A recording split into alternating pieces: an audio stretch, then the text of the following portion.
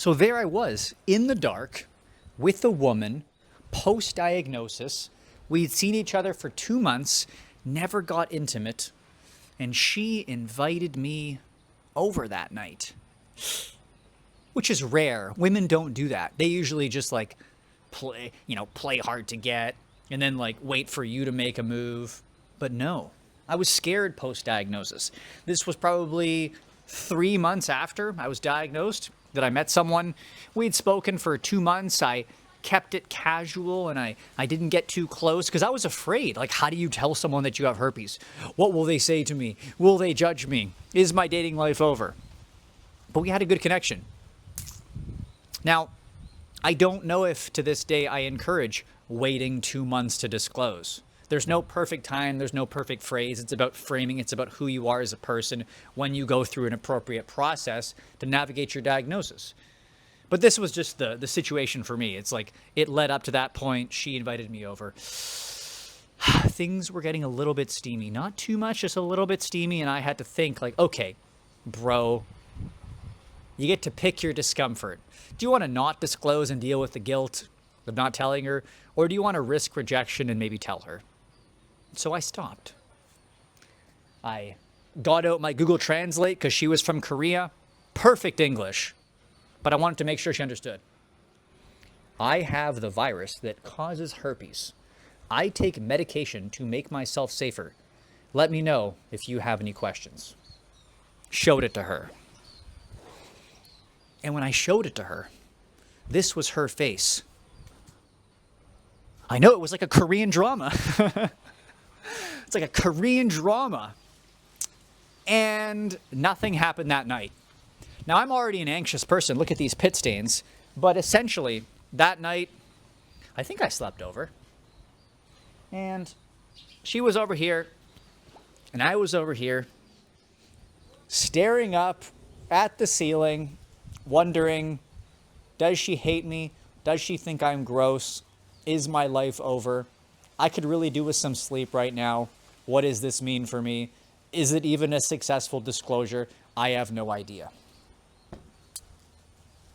Well, I went home the next day, and we still kept in touch. And then I think a week or so later, having been properly educated myself, having gotten a little bit of my confidence back, felt like the right person, which is in fact the 3-step process I walk my coaching clients through. If you want some advice on how I can actually help you, check the description box for a free video. I had done that work initially. And I think that was why I was able, when she had questions about transmission or how does this work or how can we work around this, I was able to show her confident, like, oh, okay, here's transmission rates. Here's what I do to keep safe. This is how it works. You know, I'll get to the second part of the story where she ends up having herpes herself, but, you know, we're getting ahead of ourselves. I came across as confident. I framed it well. We had a good connection. We were intimate. Maybe the same day, maybe a couple days later, I don't know. And the reason why this is so important is this is like the pivotal moment for me that allowed me to never backtrack again. Because for me, I always had the what ifs, like, what if no one accepts me? But in my head, I've always had the what if of like, well, what if I tell someone and they're okay? Why can't I date? You know, why can't any person out there accept me? And I think that's true. It's like we oftentimes think that, you know, if we meet one person, that's our dating pool. No. Imagine like not marrying the first person you ever met, went on a date with. This is like pre-diagnosis. No, you'd be like, that's ridiculous. How can you expect to find your husband, your wife from like one person? So the most important part is you just need one win. So once I had that, like, oh, this person is okay with me having herpes. I didn't just give them herpes. Life can be totally fine. And yes, deep down, rejection could happen again. Judgment could happen again, although judgment typically comes from us judging ourselves. But when you realize that your limiting beliefs have been broken by external perspectives, you're free. You're essentially free to continue your life, whether it's with that person or with someone else, because you know deep down that you can have this one win. You know, when I first signed my first coaching client for $2,000, it was in 2023. I had like developed this coaching program, and I've since revamped it and made it better and better and better. But back then I just like had this guy reach out. I got on a call with him, and when I dropped the price, he's like, yeah, I guess I can make it work.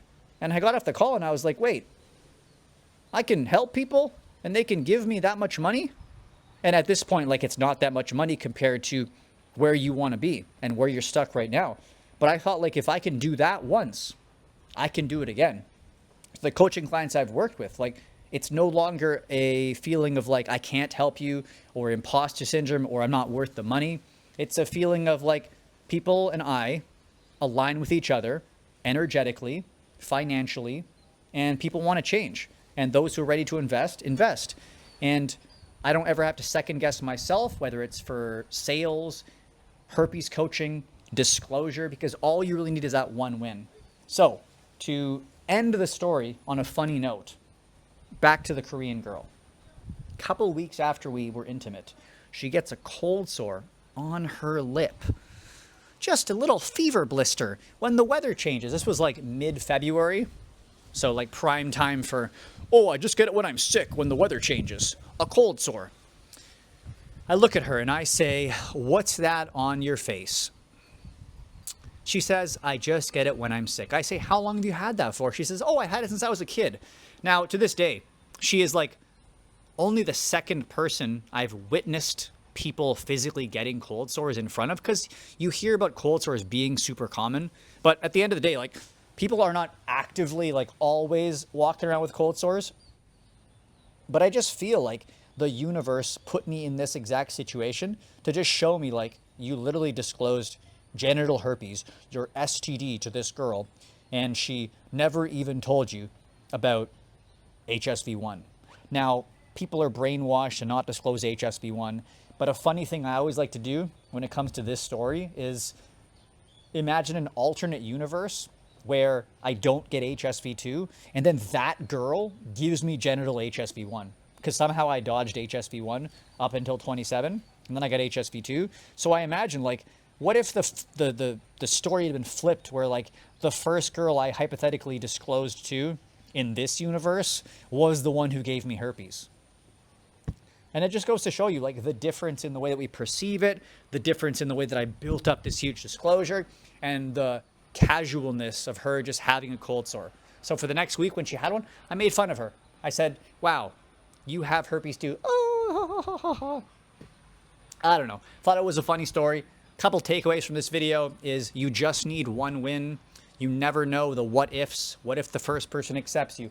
What if the next person accepts you? And if you feel like you're not in a place where you can date right now, maybe you need some help, like getting knowledgeable about herpes, detaching from the stigma, building back your self-worth and your confidence so you can make disclosure effortless. The video's in the description box.